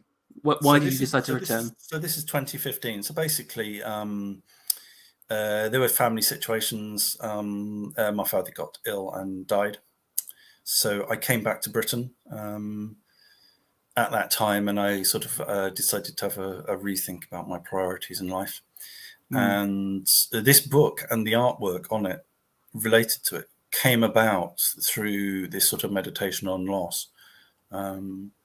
So my father died in 2014, and this book was written in I should explain it. It's a long poem written about the Dyatlov Pass mystery, which is when it's a true story about a group of Russian skiers who went into the wilderness and they died under mysterious circumstances, and no one has convincingly explained how this happened. Well, they've explained how this happened, but they don't know why this happened. And this poem is sort of basically, it's a speculation, not about what finally happened to them, because I don't have any more information than the rest of you. But it's a meditation on just a reflection on death. I mean, it's not a morbid poem by any means. But anyway, so this was on my mind, and this was why I wrote the book On Dead Mountain. So it's a way of thinking about this subject. And I made the artwork to illustrate the poem specifically for this book, and so it ended up on the cover as well. So this is a scene in which one figure offers a cigarette to another figure, and they're out in the mountains, in the snow, and so, and all of the illustrations are basically these skiers out in the hills and snowstorms and so forth. And there is also a translation into Russian as well. So any Russian readers can read this in a very good Russian translation. So was there multiple illustrations inside the book then? Is that the idea? So it's not just the front of the book? Yes. So we have a whole number. I think there's about sort of 8 or 10 illustrations, and we have some fold-out pages as well. And these are of the skiers, and they're all different. They're different images throughout the book. So if you're reading the Russian version, you're getting different images. So you have to look through the whole book to see these different images, and they're all relating to the story. And I was really pleased with the way it came out. I mean, the production quality, the paper quality, the fold outs, etc. I mean, it's fantastic production that I was really proud of. And this was your first book that you did as well, was it? Yes, yeah, it was pretty much the first book. There were a couple of other ones that were published by other people. This one was published by me. So it was written by me, designed by me and a technical guy, and illustrated by me. Yeah, I think the illustrations are really quite lovely, and I particularly like the forest. Actually, it's done like relatively loosely. Again, is this like a watercolor gouache? Yeah, so this is watercolor and a little bit of charcoal on pencil. Yeah, and so you've got that kind of smoky mysteriousness as well, but you've managed to drag the eye very nicely through perspective. But again, just the kind of trees being these very light, stringy. You can feel the kind of winter colds to them at the same time. So I think it's and again the kind of the ghostly twins of the skiers as well. That the doubles. Things are always creepier with two, aren't they? So very very nice piece, and obviously kind of marks your great literary career as well. So I mean, you talked about kind of like your new direction at that time. Is this where some of the critic work came into play, and you were thinking about a bit of a change, or was it more kind of like you just wanted to be kind of closer to home and just to kind of focus your time on that? Well, what happened was when I was in Berlin, I didn't have a studio. I was working at home because this is something that you often have to do as an artist. You just end up working in spare rooms or bedrooms or whatever. And that was what, like the gouache painting that you saw at the beginning, the buildings, that was painted when I was basically living in a box room, and I didn't have a desk. I just had a chest of drawers, so I couldn't actually get my knees under it. So I was having to lean over in this tiny little box room, painting these tiny pictures because I just didn't have any space. I didn't have any money for a studio. What was the criticism? Yeah. So what happens was I started writing art reviews when I was in Berlin, basically because I thought, I know how to write, and I'm in Germany, and I know that the Jackdaw newsletter, who I've been writing for many years, I know that they'll print some of my reviews, so I'll do that. And I thought, well, I'll be unique. But then I discovered that half of Berlin was English-speaking art critics, so I wasn't that unique. But I got in a lot of practice, and I was encouraged by a mentor, Donald Lee, who was the literary editor of the art newspaper. He was very encouraging, and so I got to write reviews for the art newspaper, which is a very big art publication. And I did that more and more, and that became sort of like the second thing that I did. And so since that time, since since 2007, 2008, I've been basically a full-time art critic as well as a full-time artist. And that's cool that you've been working with the Jackdaws so long. I didn't realise that you had that kind of relationship. Obviously, kind of most critics will tend to kind of circle around just one or two publications, but I think what's interesting about your career is that you've have had a lot of strong independent criticism, if that makes sense. You know, I think your website is like the premier place to go for your kind of critical works. Although I think increasingly you're getting too popular now and getting too many commissions from various people. It's pulling you away from the main site. But so, you know, coming back to England, was there anything else going on? I mean, you've mentioned in the past you've done some kind of art teaching, I believe, as well. Did that come in as well at that point, or am I just imagining that? Yeah, the art teaching was on and off. It's just one or two incidents and stuff. So that has never really taken off. And I think the thing is that I always looked at the politics involved. I mean, just the office politics, not the political politics of teaching in art colleges. And I realized that I just didn't want to do it. And you'd be struck if you look at the lists of even premier art schools or premier art departments in this country, you'll be struck at how few notable artists there are on the staff. Because basically it's not worth their while anymore, not because of money, but because there's so many regulations, there's so much control over how you interact with students, there's so much possibility of getting stung by, you know, sort of criticism or, you know, getting hit by disciplinary stuff over, you know, making a wayward comment or a flippant comment. And I think, you know, a lot of the give and take, a lot of the sort of the verbal parrying and fencing, intellectual fencing that you had in the art school experience of the 1990s has completely gone. It's been regulated out of existence. So I think a lot of serious artists just won't do it anymore, and you couldn't blame them. I would love to go into a teaching situation where we had like a serious art school and you didn't have any of the bureaucracy and any of the sort of like diversity stuff, and you could just teach and teach in an old-fashioned way, in a serious way, and you could have serious conversations and serious disagreements with students, and also come to realize your own mistakes, because you do realize that you've made an error, and you sort of, you know, you end up, you know, apologizing to someone for misjudging them or dismissing an idea. But that's not possible anymore. So I think teaching in art colleges is really it's not viable for serious artists anymore, sadly. Well, that's an interesting point, because I do want to have a conversation with a couple of people, including yourself, about the future of teaching and learning art, and where the best place to do it is, and what should there be any attempts to create organizations to do that, etc. But put your thinking hat on, and we'll have to to re-engage with that at a later date. But that's very, very interesting. Okay, we've got your kind of final two pieces here. Sorry if these are out of order chronologically, but this is one of Sweden. Did you head down to Sweden at all?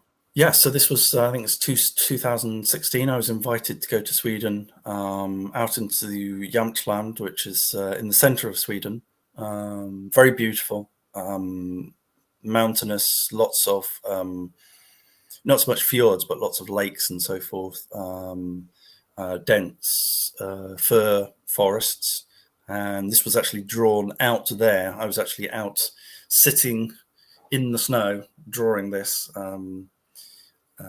in pencil and white chalk on tinted paper. I mean, this is the first use of another color. You know, finally we break out of the monocolors. But again, like, was this like a series of sketches as you're kind of out and about, or was this kind of like a one-off piece? And it was a whole series, and they're using different color papers and just basically views of the landscape and trees and so forth. And that was really exciting, because a lot of the images that you've seen used photographs as reference sources. But increasingly, I'm doing that less and less. I'm working more from life and a little bit from imagination. I mean, my very earliest works were imaginary sort of scenes, surrealist scenes. So I've worked from imagination and from photographic sources, but now I'm working more from life, and I really find that that's refreshing and positive, and I think it's kind of freed me in a way. So I'm looking forward to doing more of that. Yeah, no, of course, I really like this as well, especially just some of the kind of the background figures here. Again, just the slight little bits of detail across here for the mountain, and again, just what you've done here with this lake or frozen over snowdrift or whatever is, really, really beautiful and subtle as well. So, yeah, it'd be great to see the full collection of works together. I think it'd be a really powerful series. And this was the last of your personal works. So yeah. I mean, just in terms of the stuff you're doing today, obviously you're such such a big shot TV personality. Do you even get time to do any works, any kind of much art at all still, or is it kind of mainly sketches? I mean, one thing I think it's a bit of a shame that we didn't have was there was a line drawing in your original works that was excellent, and I've seen some of your draftsmanship outside of these, and it is most excellent as well. And Alexander is a very highly talented draftsman, which doesn't necessarily come across in all, because there's a looseness to a lot of the works, so people may underestimate his ability. So I just wanted to make that clear, that it's more of a Picassian moment, and he can very much, he can do realism very well. But yeah, what do you have time for these days? Is it always going to be second fiddle to your writing and TV appearances, or you're talking about my TV appearances? Like I have like about an average of one per year over the last 5 years, but although it's become more recent, sadly, because of nutters antics in museums. Well, all I'm saying, just that if I was to draw a line of nutters over time, it's massively increasing, and yes. There's a correlation between Alexander Adams on GB News and Art Nutters. So I think the line is only going to go up. But I'm expecting. Beware of hitting a singularity where I'm appearing every day. That's the crisis. That's the thing where you need to start evacuating your home and heading for the hills. That's it, exactly. Yeah. Yeah, it's balancing my time. It's tricky. So obviously, I've been doing a lot of writing, and that's going to be linked to one of the big announcements at the end of the stream. So I've been doing a lot of writing, not just books, but also articles and so forth, and working on the Foundations of Aesthetics course, which is now reaching its final stage. I'm just about to record the audio. Yes, it's been very difficult. I have not made as much art as I would like, just simply because I haven't had time. I've made very few artworks recently, apart from the illustrations for Sunken Island, which is the new anthology of verse and art, published by Bournebrook magazine, or Bournebrook Press. We'll hear more about that in a bit. I mean, just on your point about the not doing enough art, has there ever been an artist who has said, "I've created enough art"? All good artists would always wish for more, I think. But yeah, I mean, I can't think of anyone offhand. I mean, I can think of a few art people who retired. True. But yeah, I mean, I would think that if you're a responsive artist, you're always thinking, you're always looking at these. I'm always thinking of things, and I'm always responding to things, but I'm not necessarily able to turn that into art. But some big life changes coming up this year, so we'll see how things look next year. Yeah. Okay. Brilliant. Right. I want to roll back and look at some of the art that inspired you. Sorry. I lined out what the format was at the start and then totally disregarded it in the spur of the moment, as is my right. But I want to hear more about some of these kind of 7 collected pieces. And now that we've got a really good idea as to kind of some of your thoughts on kind of art in general. So we've got, starting off, I mean, I want to apologize. I sounded harsher than I meant to when I was saying this is a big hipster piece. It was more like this was not what I was expecting when you had that as your first selection. So, where did you kind of interact with Assyrian reliefs? I guess would be the British Museum, or did you discover them at a different place? Yeah, it was the British Museum, and the first essay I wrote, I believe, at Goldsmiths, the art teaching there was the art history teaching there was very good. And two of my tutors were Brendan Prendeville, and you find books by him, and also Alex Potts, who was very big on classical sculpture and neoclassical sculpture. And of course, we didn't actually realize at the time that we were sort of dealing with writers who were as serious as they were. And we were just sort of like students who were sort of like skipping things when we had hangovers and stuff. So we were not paying as much attention and being as serious as we could have been. But yeah, it was the good teaching. And my first essay was on Assyrian art, which I saw at the British Museum. And this is from 650 BC. So this is really early. And this is such a terrific piece. This is a bas relief. So this is a light relief. So you have a slab, and you just basically cut back all the recessed areas. And I think this is just a wonderful piece.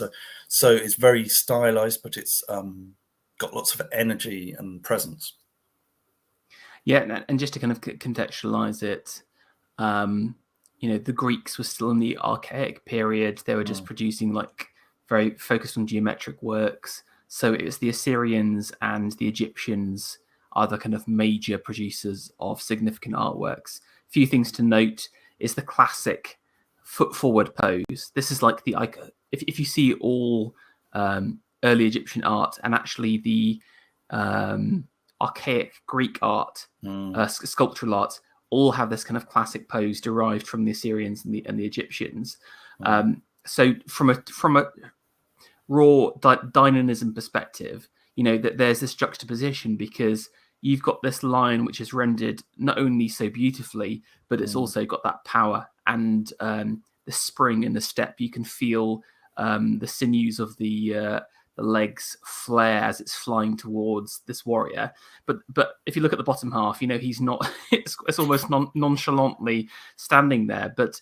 And again, the kind of expression on the face, but you got to understand it's coming out of this tradition of heroes and people depicted in a specific way, that the form is part of identifying them as the hero as well. So, I think we often think about this kind of period as clumsy and not very detailed. But again, just look at the forearm of this man, which is excellently rendered. And again, the line is particularly beautiful. I mean, the hair slightly stylized, but it's very difficult to do super realistic lion hair. And the only other thing to notice is like the eyes, because again, they often will put the eyes. If you look at a human being, you get like half an eye, if that makes sense. It's almost like a wedge or a triangle shape, but they often try and depict the whole eye as if you were looking at in front of them. And again, that's coming out of a specific tradition. So they still haven't got this kind of refined perfection that you see in classical Greek work, but still, it's a very beautiful, lots of power and energy in it. And I'm always humbled by the artistic efforts of these Iron Age giants.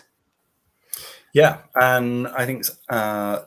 It's a combination of artificiality and realism and observation, which I think is terrific. It's really sort of punchy. No, definitely. Okay, and something totally different after that. Yeah, well, this is also a combination of realism and artificiality. So this is the Avignon Pieta, which I think is it's the most wonderful religious picture I know. I think it's one of the most wonderful pictures of all time. This was painted in around 1450. And it's in the Louvre. It's quite a large painting. It's surprisingly large, painted in oil. And then, of course, you've got the gilding behind. And that is supposed to be Jerusalem in the background. So obviously this is Pieta. So this is the lamentation on the body of Christ after the crucifixion. Yeah. So again, for those not versed, there are a number of, I guess, moments in the Christian canon that have like a single word to describe them. For example, the Annunciation, which is where Mary is being told by the angel that she will bear the Christ child, and the Pieta is this moment where Jesus is brought down from the cross and is placed on his mother Mary there. So again, it's a moment of reflection, of sadness. Now, just in terms of the kind of time period, this is 1569, and is this coming out of that kind of early French Renaissance schools? Is that right? Yeah. So this is between. So if you got a history line, this is between Van Eyck, which was the 1420s, I believe, and then you've got sort of Pisanello, who's working at this time. So this is after Giotto, but this is before. So this is before Botticelli and Leonardo and stuff. So this is sort of like the transition part between. And this is actually sort of the end, coming to the end of the early Renaissance. Interesting, because I almost felt like this was like a manneristic piece, like high Renaissance. So again, look at Jesus's body; it's incredibly detailed. The modeling, the handling of the paint, the expressions. It does seem as though it's sort of like a throwback, but no, this is actually extremely advanced for the period. Yeah, exactly. Although it still has these kind of like northern Renaissance touches, like the beautiful gold gilt background, and you can see the kind of red clay seeping through, which again is a classic touch. Or again, the clothing, where again it's lacking a bit of realism, but it's created this kind of otherworldly style fabrics that seem to be kind of carved out of rock. I mean, this is straight out of like Tamara de Lempicka or whatever, isn't it? Yes, yeah. It's very stylized, but it's persuasive. So it's not realistic, but it's persuasive, and I think that's one of the most exciting aspects of the painting. Do you know who the other figures are? I'm just trying to see. Is that John the Evangelist? It's John the Evangelist, and I imagine that's Mary Magdalene. And I don't know who the figure on the left is. The figure on the left may actually simply be the donor. Yes. Who has paid for this painting or contributed towards it and has had himself painted in. Yeah, I like the Jerusalem in the background. There's this kind of like, shining city on the hill kind of thing, or faded away. This I haven't seen this before, so this was a real gem. So thank you for sharing it. Was there any particular like moment or element of this that really stayed with you at all, or just the kind of general? I think it's the combination of high stylization and extreme realism, and there's quite a strong contrast between. But then I don't think it's discordant at all. I think it's perfectly fused, and I think it's such a beautiful painting, and it's a touching moment as well. So I think that's one of the reasons why it sort of struck me. Yeah. I think it is such a moment of powerful emotion and reflection. There's lots of stuff going on there because it's a sadness. There is the loss of a son, the loss of a teacher, the loss of your Lord. So there's multi-layered emotions inside there. So I think it's a very complex thing to display. I would love to see any kind of we often kind of mock those lifeless modern sculptors who you see, did that Diana sculptor. I'd love to see them try and take on something like this, because I think that they just don't have the emotional intelligence to be able to depict that kind of level of complexity and pathos in their work, like the the old masters were able to. So yeah, really, really beautiful paintings. So thank you for sharing that. And you saw this at the Louvre. Were you often Yeah. down to kind of like to Paris to kind of see paintings? Well, when I was living in Berlin, I did travel to Paris a few times. I ended up living in Brussels by mistake. And of course, it's just a short terrain journey from Brussels to Paris. So I ended up making quite a few trips to Paris, and I had friends there, and I was selling art there as well. Yeah. Okay, very cool. So this is a landscape with the ashes of Phocion. This is painting by Nicolas Poussin from the 1640s, I think, late 1650 or so. So Nicolas Poussin was a French neoclassical painter, lived in Rome. He's sort of seen as the founder of the French classical school, neoclassical school. And this is a scene which is, so what happened was Phocion was a Athenian general, and he crossed the Athenian public for whatever reason, and so therefore was condemned to death, I believe. And his body was burned, and his ashes were put outside the city walls. And this is a scene of his wife, his widow, coming to collect his ashes, and she's bent over collecting the ashes, and her maidservant is standing watch beside her, as we see Poussin's fanciful, imaginary recreation of classical Athens. Yes, it's really interesting because this is like an historic narrative painting disguised as a landscape. And again, this is kind of we're turning into like again, because we are in an age where so much has already been done and we're plugged into so many different artistic traditions. It's hard to think of a time where stuff didn't exist, but there was a time where like the landscape didn't exist. And so this kind of period is where the landscape as an art form or a subject to be considered was starting to kind of take off. So it's really interesting to kind of see how it kind of came about. You've got these kind of beautiful trees and kind of serene landscape, but also again that kind of moment of pathos and sadness with the the wife literally on her hands and knees pulling stuff off the floor while everyone else in Athens is just getting on with their business. So again, there's that kind of the juxtaposition, but again, that kind of like she's sort of almost sitting in the darkness of the shade while everyone else is sitting in the lightness of the sun. And again, there is something fantastical and whimsical about this as well, because if anyone's been to Greece, it is not this green or lush. It has never been that green. No. So you've almost got this kind of Parnassian idyllic quality to it, but there's also like kind of power and reflections of that. You can see right at the center is I guess the temple of Athena. So there's this idea of authority and power over the general and the ashes, or the demos versus the tyrant. And again, just the I guess this is the attempt to create the Acropolis at the top here on the mountain, looking down.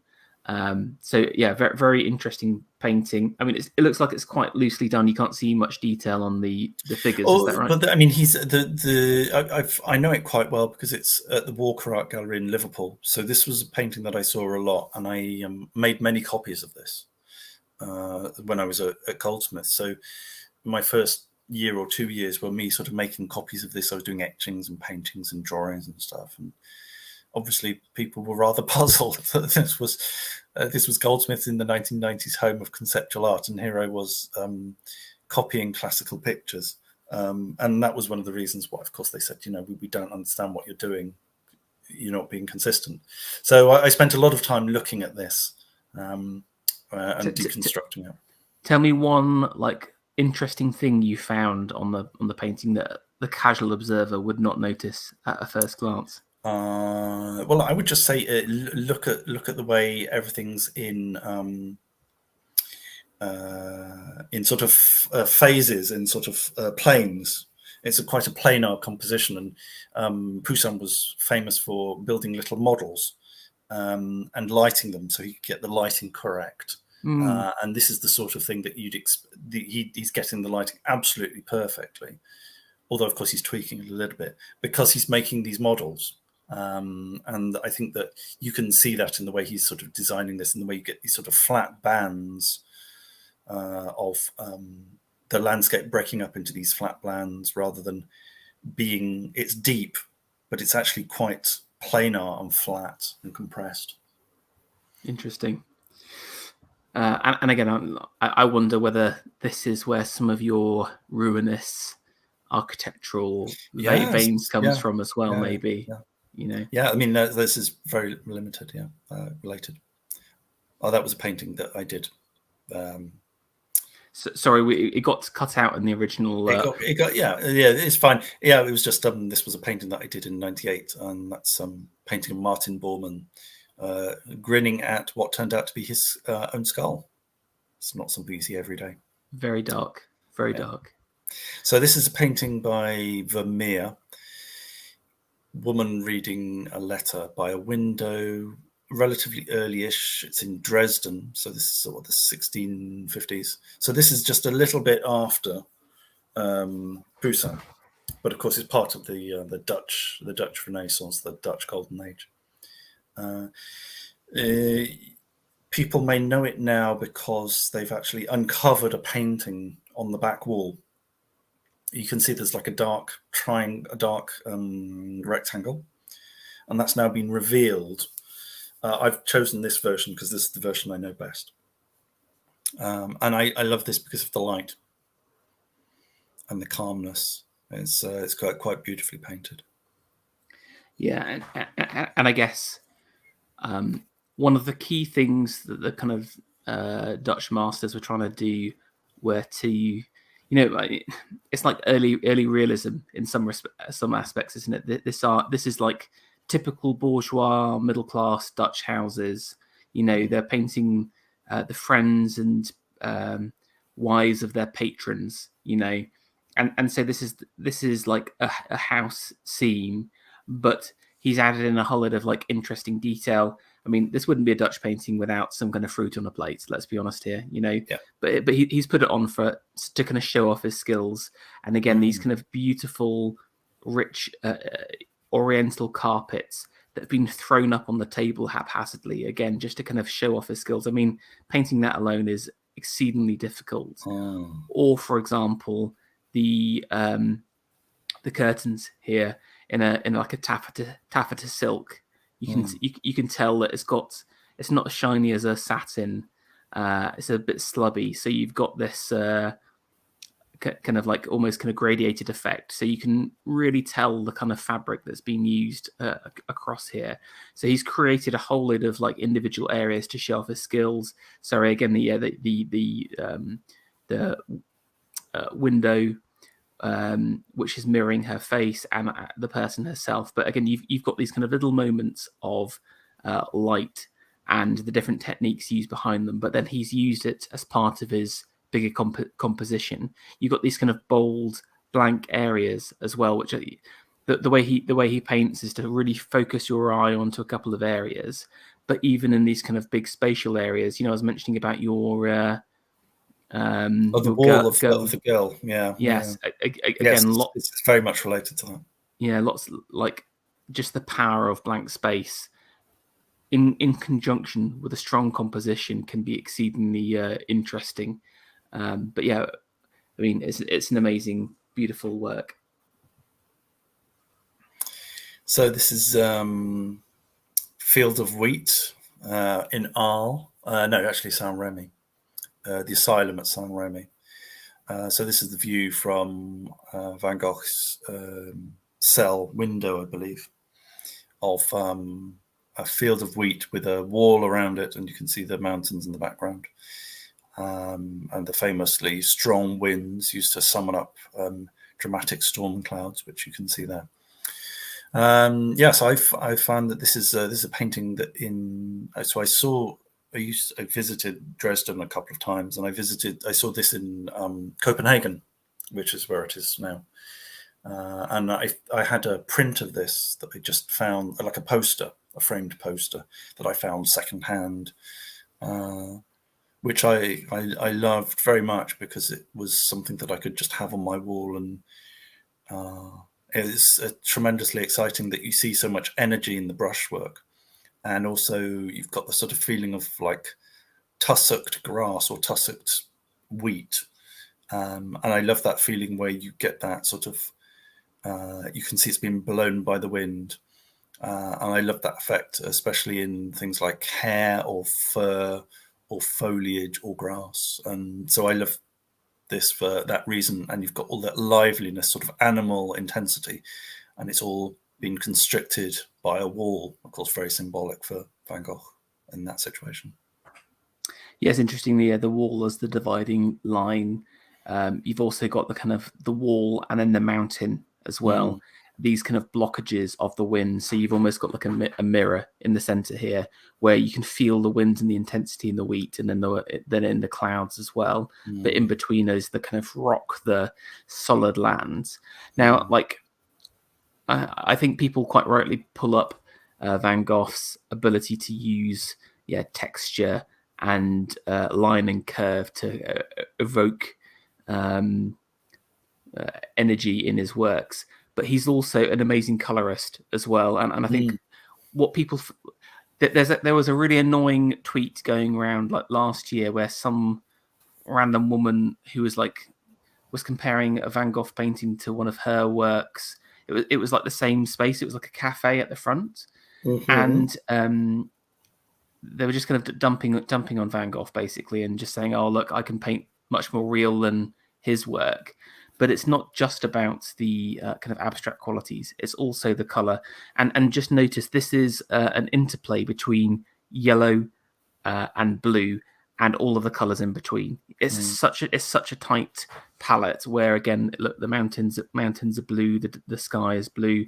Then you've got the yellow of the corn, and then everything else is like derived in between, apart from just two little blots across here. And there's also like the roof of the terracotta roof there that's sort of just like slightly pinkish. But yeah, everything else is a blue or a green. It's fantastic. But it also kind of reminds me of some of your work, because again, it's almost like playing with values and this really tight color scheme to force you to work harder and to create interest. You're having to use texture and other stuff to fill in the gaps because you don't have that kind of full color landscape to play with as part of the kind of conversation. So never underestimate. Like he's strong in design, but he's also strong in color, and people forget that about Van Gogh's work. And people should have a look at the drawings where he manages to do this sort of thing without using any color at all, and he's just doing it with lots of different marks and different weights in the marks and different movements and patterns, sort of dots and curves and sort of squiggles and circles, and you'll see he builds up these patterns and he's got these different zones of intensity. He's a fantastic draftsman. I'm looking forward to maybe we can get T in so we can do like a special that would be special good. Van Gogh stream. So. Yes, no, I'd love that. Great idea. Okay, carrying on with kind of the impressionist feel. Yeah, so this is one of our post-impressionists. So this is Bonnard, painting of a nude from 1908. So this is in Brussels. I saw this many times while I was living there by accident. And Bonnard is a painter he's sort of, lots of people know him and he's very well loved, but he's not like a name that you would say to a person on the street and they would be able to recognize. I think this is such a terrific thing because he's doing something that Degas did, because he was a fan of Degas and he knew Degas slightly, I believe. And I think Degas actually bought a couple of early paintings by Bonnard, and he's doing that thing of the contre-jour, which means you have the dark figure, the sort of silhouetted figure against a bright light. So the classic one will be a figure standing against a window. So when you take a photograph of someone standing against a light source, you'll find that even though you looking with your eye, you can see them perfectly clearly, and you can see outside perfectly clearly. If you photograph it, the landscape, the what's through the window comes out really bright, and the figure comes out very dark. But here he's doing it, but he's sort of modulated the tonal intensity, and you can see that beautiful light reflecting off her back, and that's the light that's bouncing off the wallpaper onto her skin. It's a beautiful picture. It's almost got a couple of like pinky hues coming from the sofa as well, so it's interesting. I mean, I mainly know Bonnard as like from his print work actually, and I'm a big fan. I'm less keen on his paintings if I'm honest with you, but I do really quite like the figure. And again, you've got this kind of moment that she kind of like holding a perfume or some kind of lotion in her hand. So you've got this sensual moment as well. You can see in the mirror that she's kind of, her hand is across her breast, but she's all alone. So why is she doing that? You have to think it's this kind of hidden moment of eros in someone else's house. She's the dress is on the floor, but she's still wearing the shoes, for example. So is she preparing herself for a lover or something like that? There's a whole lot of questions are being asked about the subject. And again, you've got this super loose style where, again, the kind of curtains mold into the wallpaper or almost, and into the sofa. So on the sofa, you just got these sort of squiggles and swirls. But then you look at the water in the tub, and you see a beautiful reflection of the window. Yes, exactly. So like, he's just totally messing around with perspective here. Like the mirror is perfectly placed and is in perspective with the figure, and maybe the window across here, but the sofa and the tub is ridiculous. It's almost kind of like top down. So he's forcing weird perspectives all over the place, but it kind of reminds me of like a memory or something like that, where the focus of your memory is that kind of core figure, and she is perfect and beautiful, but everything around her is like molding away as this kind of like degraded memory. His technique was to draw little sketches and to paint from memory. You're perfectly correct that he didn't really want to paint in front of the motif. He would memorize, take a few notations, a couple of sketches, and then he would paint from memory. And so that's how he's able to make these distortions, because his memory is changing things, and also he knows, of course, that the perspective is all out, but that's deliberate. Yeah, interesting. So I think this painting's been seen before. The Enigma of the Hour by Giorgio de Chirico, the Italian metaphysical painter. This was from 1911 or so. Very early paintings, beginning of the metaphysical movement. And this would be a big influence on the surrealists and so forth. So this is a scene of he was Greek-born, Italian, German educated, but he came back to his native Italy around sort of 1910 or something. He had an epiphany in Florence. And he started to paint classical, sort of Renaissance buildings or weird scenes, but it was peculiar because it was a fusion of medieval and Renaissance architecture that had never existed, and fused with kind of like Art Deco and what would become like a sort of a fascist style, like the giant buildings and the square pillars. Of course, the square pillars don't really exist in classical art, but they do exist in sort of Italian cities, especially places like Bologna and so on. And this is, I love De Chirico so much because of his sense of light and color and also space, of inhabiting these spaces. Yeah, and the painting itself for me is about contrast, light and darkness, about time and no time, about man and woman here. So you've got this it's a light, beautiful blue sky day, but most of the painting is in darkness and in shadow caused by the light. And look how long the shadows are, which is really weird for 3 o'clock in the afternoon, or 5 minutes to 3 o'clock in the afternoon.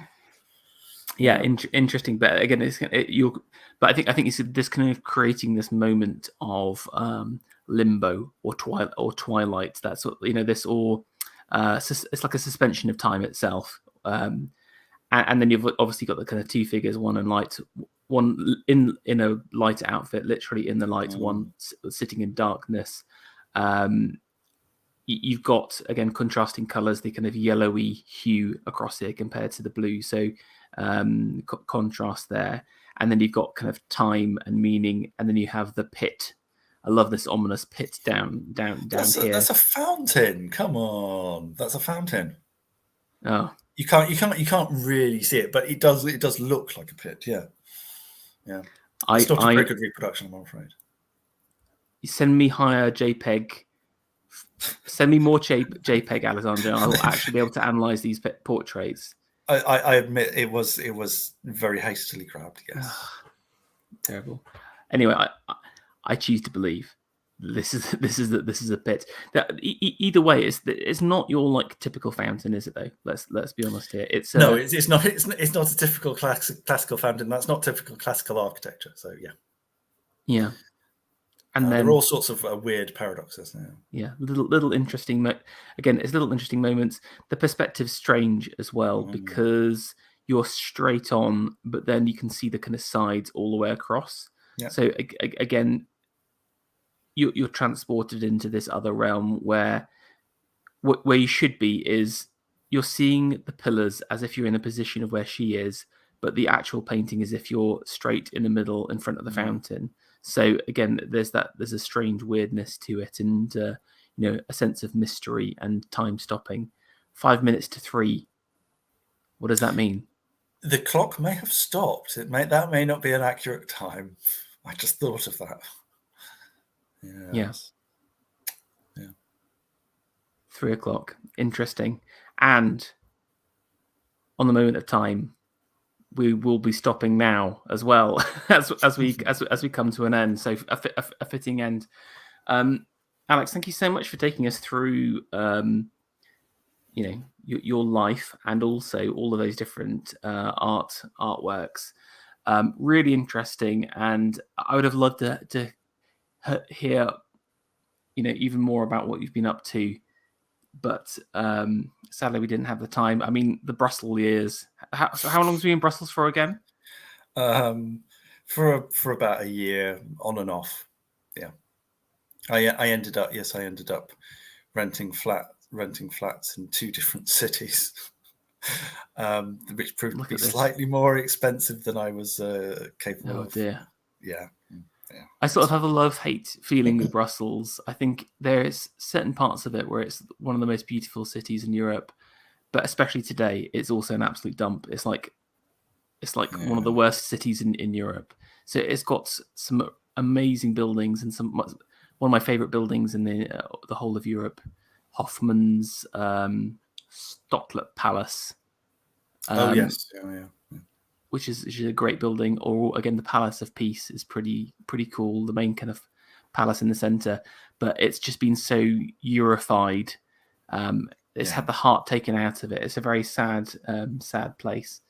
But anyway, we'll have to wait another time to hear the Brussels year. One man in Brussels for an entire year. What happened? We'll never know. So, as we come to an end, any kind of final words or reflections upon your kind of time as an artist and a critic? Well, it's just I think it's been very sort of fruitful cross current. I think one of the tricky things is that you have to be careful about writing about living artists, which is something that you just have to deal with. So that's one of the reasons why I tend not to write about contemporary art, because it gets a little bit sticky, really. Also, the fact that I'm not I don't see that many exhibitions, so I kind of have difficulty commenting on recent stuff. But now, of course, people have seen my recent stuff. They can comment and criticize as they wish about my own work, which is their right. Well, this often is, you should see this as the beginning of a new chapter in your artistic progression. And, I always think back to Hokusai and the great print masters of Edo, Japan would name themselves again. Like when they came to like a new age. So when he was 30, he kind of renamed himself to kind of talk about this new artistic age. But at the age of 60, Hokusai renamed himself again and declared that was his third age of art. So I'm not saying he's 60, by the way. It was more like this. This is an exciting. I didn't want to be this as a retrospective, but as a heart, checking the heartbeat of a living artist doing something exciting. So I'm excited to see what's next for Alexander Adams' art, and some of your artworks specifically. So where's the best place to kind of check out more of your art? Is it just you've got your dedicated art website as well as the critic site? Yeah, so you can go to the art website, which is alexanderadams.art.